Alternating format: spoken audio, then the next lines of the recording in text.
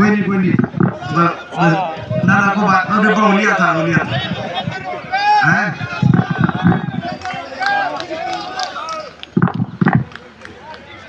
Ram Ram ji sir सारा ने हमारे बीच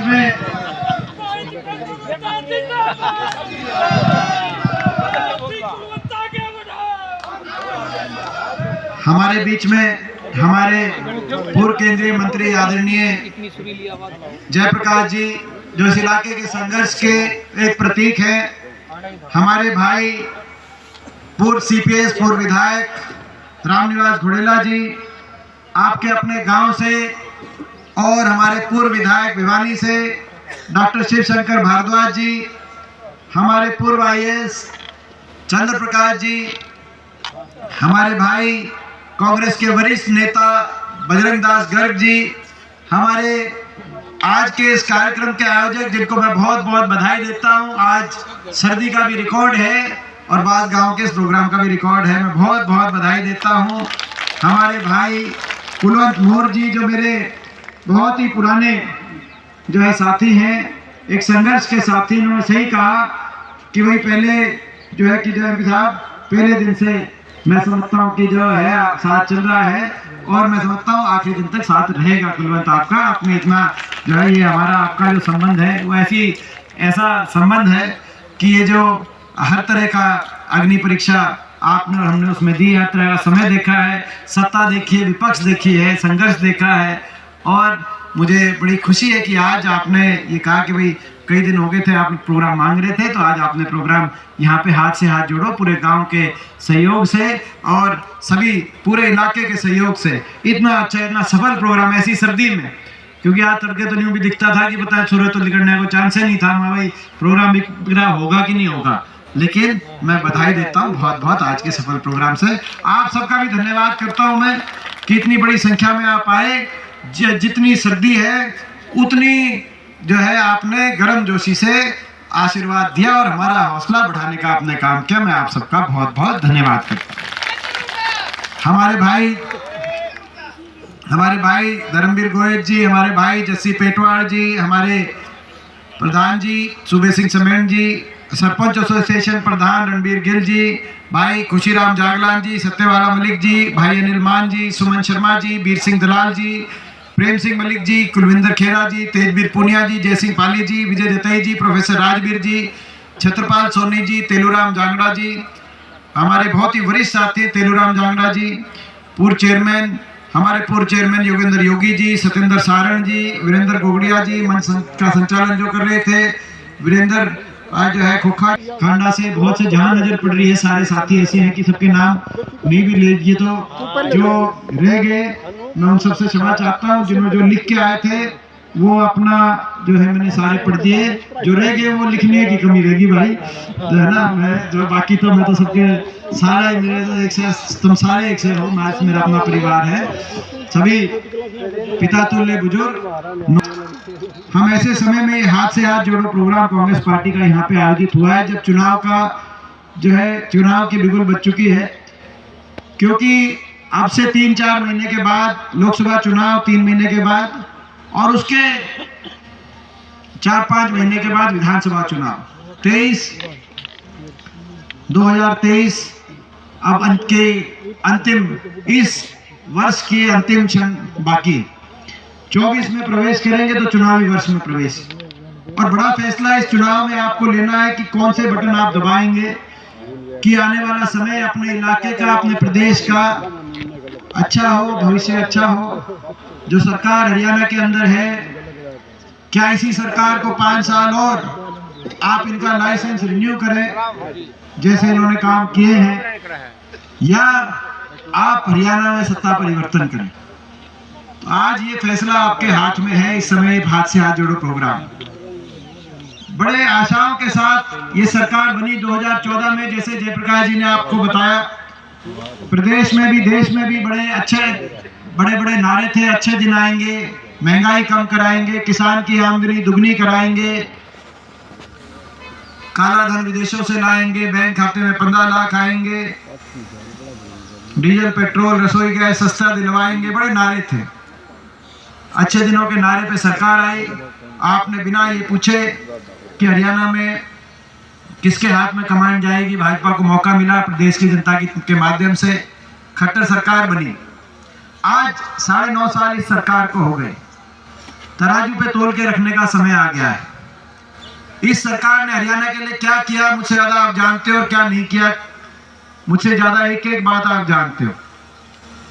मगर इस बात की टीस दिल में जरूर है कि 10 साल की सरकार के लगभग कार्यकाल के बाद जो प्रदेश देश में 2014 में कांग्रेस पार्टी के राज के समय हुड्डा साहब के नेतृत्व में जो कांग्रेस सरकार रही, उस समय 2014 में जो प्रदेश देश में विकास में देश में नंबर 1 पे माना जाता था, विकास दर में हम देश में नंबर 1 थे, प्रति व्यक्ति आय में नंबर 1 थे, प्रति व्यक्ति निवेश में नंबर 1 थे, खिलाड़ियों के सम्मान में देश में हरियाणा की नीति सबसे अच्छी मानी जाती थी।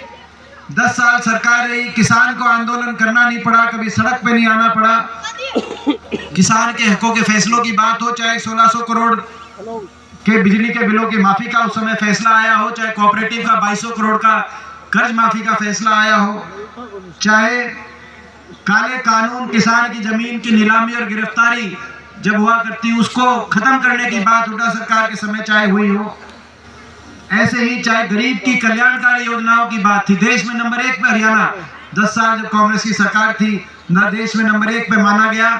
चाहे गरीब के 100 गज के प्लॉट की बात हो, 4 लाख परिवारों को, एससी वर्ग के हमारे भाइयों को 100 गज के प्लॉट मिले, बैकवर्ड के हमारे भाइयों को प्लॉट मिले, चाहे 2.5 लाख परिवारों को इंदिरा आवास योजना के माध्यम से मकान मिलने की उस समय बात आई हो, चाहे प्रदेश में 20 लाख बच्चों को स्कूल के अंदर पहली से 12वीं क्लास तक वजीफा देने की बात हो, चाहे पानी की पीने की टंकी टूटी की बात हो, चाहे राशन डिपो पे तेल, चीनी, दाल और अच्छी क्वालिटी के अनाज राशन डिपो से मिलने की बात हो, गरीब की चाहे योजना हो, चाहे देश में उस समय सबसे ज्यादा बुढ़ापा पेंशन हरियाणा के अंदर मिलता जब 10 साल सरकार थी। और सबसे बड़ी बात ये थी कि 10 साल तक किसी भी वर्ग को कोई धरना नहीं देना पड़ा। आप अंदाजा लगा सकते हैं, कोई आंदोलन नहीं है, ना कर्मचारियों को आंदोलन करना पड़ा, ना सरपंचों को आंदोलन करना पड़ा, ना किसान को आंदोलन करना पड़ा, ना जवान को आंदोलन करना पड़ा, ना गरीब को, ना मनरेगा को,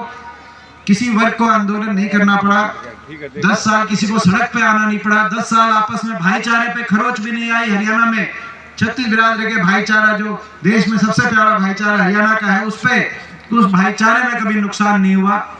मगर उसके बाद ये सरकार आई, अच्छे दिनों का वायदा था। आज वो सरकार 10 साल के बाद उस प्रदेश को, जो प्रदेश देश में नंबर 1 विकास में था, इस सरकार में वो विकास में तो 17वें पायदान पे पहुंच गया। भारत सरकार के ये आंकड़े बता रहे हैं, लेकिन नंबर 1 अगर पहुंच गया तो आज बेरोजगारी में हरियाणा प्रदेश नंबर 1 बना दिया इस खट्टर सरकार ने। इससे बड़ी विफलता कोई हो ही नहीं सकती किसी सरकार की, जो दिल्ली के 3 तरफ बसा हुआ प्रदेश, देश में सबसे ज्यादा रोजगार दिलवाने वाला प्रदेश होना चाहिए था। आज उस प्रदेश में देश में सबसे ज्यादा बेरोजगारी भारत सरकार ही बता रही है। हर घर में एक पढ़ा लिखा नौजवान, शिक्षित नौजवान, आज बेरोजगारों की फौज खड़ी हो गई हरियाणा प्रदेश में। ना तो प्राइवेट के अंदर कोई उद्योग लगा, ना कोई सरकारी नौकरी उस अनुपात में हरियाणा में मिल पाई। एक औद्योगिक क्षेत्र मैं पूछना चाहता हूं आपसे, 10 साल में विकास की पटरी से उतार दिया। बेरोजगारी में नंबर 1 हरियाणा ऐसे नहीं हुआ, विकास की पटरी से उतर गया हरियाणा। अभी हिसार की बात कर रहे थे जयप्रकाश जी। एक मैं पूछना चाहता हूं, जो हमारी सरकार थी, चाहे लाला लाजपत राय यूनिवर्सिटी बनी हो, चाहे थर्मल का कारखाना बनाओ, चाहे औद्योगिक क्षेत्र बनाओ, चाहे ये 4 लेन हाईवे सीधा जोड़ने का काम दिल्ली से डबवाली तक का 4 लेन का हाईवे आया हो, आपको रेल याद होगा, रेल रोड रैली मैंने करी थी, रेल रोड रैली यहाँ पे हांसी के अंदर। मल्लिकार्जुन खड़गे जी जो भी उनको लेके आए थे, सीधा रेल की लाइन हांसी से मैम होकर रोहतक, ताकि सीधा अपनी रेल की लाइन बने या 4 लेन हाईवे बने, कहीं थर्मल का कारखाना, कहीं विश्वविद्यालय। मैं पूछना चाहता हूं आपसे, 10 साल इनको हो गए, एक कोई औद्योगिक क्षेत्र, एक कोई यूनिवर्सिटी, कोई एक बड़ा काम, कोई थर्मल का कारखाना हरियाणा हिसार में, मैं केवल हिसार की पूछ रहा हूँ, एक कोई काम कोई किया बड़ा कारखाना में, कोई मैं पूछना चाहता हूँ आपसे, एक 10 साल में, केवल हिसार ही नहीं। हम सवाल पूछते हैं खट्टर साहब से, आपको 10 साल हो गए, हमारे समय हरियाणा में 250 किलोमीटर रेल की लाइन बिछी, आप बताएं 1 इंच भी नहीं बिछाई हो। कांग्रेस की सरकार थी, हरियाणा में 81 किलोमीटर मेट्रो आई, गुड़गांव, फरीदाबाद, बहादुरगढ़ 3 शहर मेट्रो से जुड़े। कोई आपने मेट्रो को 1 इंच भी आगे बढ़ाने का काम किया। 4 थर्मल के कारखाने लगे, एक खेदड़ में, झज्जर में, यमुनानगर में, कानपुर में। आपके समय एक कोई था बिजली पैदा करने का कारखाना 10 साल में लगाओ। हमारे समय 6 IMT औद्योगिक क्षेत्र, बहुत बड़े इंडस्ट्रियल मॉल टाउनशिप पूरे हरियाणा के अंदर लगे। आपने कहा कि हमें एक्वायर ही नहीं करेंगे जमीन। अगर जमीन एक्वायर नहीं करेंगे, उद्योग कहां से लगेंगे? उद्योग नहीं लगेंगे, नौजवानों को अच्छे रोजगार प्राइवेट सेक्टर के अंदर कहां से मिलेंगे? एक औद्योगिक क्षेत्र आपके समय लगाओ तो बताओ। हमारे समय 4 लाख SC वर्ग के बैकवर्ड भाइयों को 100 गज के प्लॉट मिले।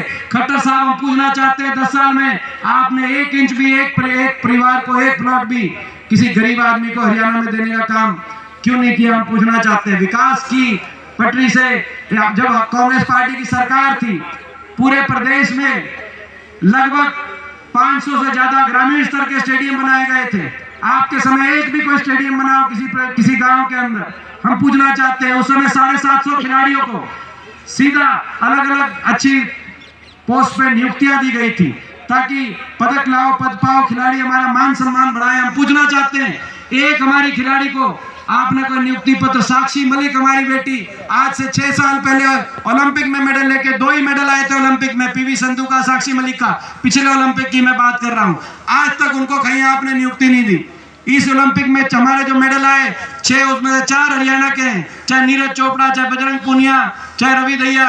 आपने उनको आज तक नियुक्ति नहीं दी। हमारे समय 750 खिलाड़ियों को नियुक्ति देकर देश में हरियाणा का नाम, हमारे खिलाड़ियों का गौरव हुआ था। आपने तो उन खिलाड़ियों को नियुक्ति तो छोड़ो, उनका कैसा अपमान किया आज पूरे देश ने देखा। हम पुनः आते हैं, इन्होंने ना तो हिसार में कुछ किया, ना हरियाणा में कुछ किया। विकास की पटरी से उतार दिया हरियाणा को। इसीलिए देश में सबसे ज्यादा बेरोजगारी, ना प्राइवेट सेक्टर के अंदर नौकरी, ना सरकारी क्षेत्र के अंदर नौकरी। ये भी एक और मैं कहना चाहता हूं, सरकारी क्षेत्र में 2 लाख नौकरी खत्म कर दी इस सरकार ने।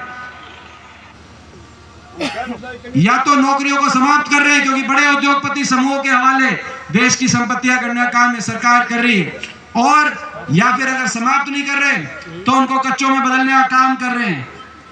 जय जवान जय किसान का नारा था, ना तो जय जवान छोड़ा, अग्निपथ योजना ले आए, कच्ची कर दी फौज 4 साल में वापस, और ना जय किसान छोड़ा। किसान आंदोलन में 750 किसानों की जान चली गई। किसी दुनिया के इतिहास में इस तरह का किसान आंदोलन नहीं हुआ।